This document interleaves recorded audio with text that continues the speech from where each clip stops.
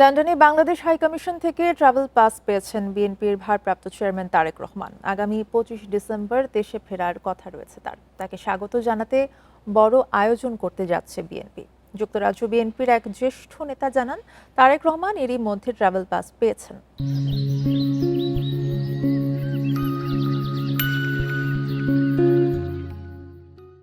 বিজয় দিবস উপলক্ষে গত মঙ্গলবার লন্ডনের সিটি প্যাভিলিয়নে লন্ডন বিএনপির আয়োজিত এক অনুষ্ঠানে যোগ দেন তারেক রহমান।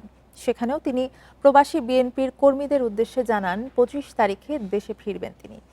এর আগে গত ১২ ডিসেম্বর বিএনপি মহাসচিব মির্জা ফখরুল ইসলাম আলমগীর ঘোষণা দেন তাদের ভারপ্রাপ্ত চেয়ারম্যান তারেক রহমান ২৫ ডিসেম্বর দেশে আসবেন।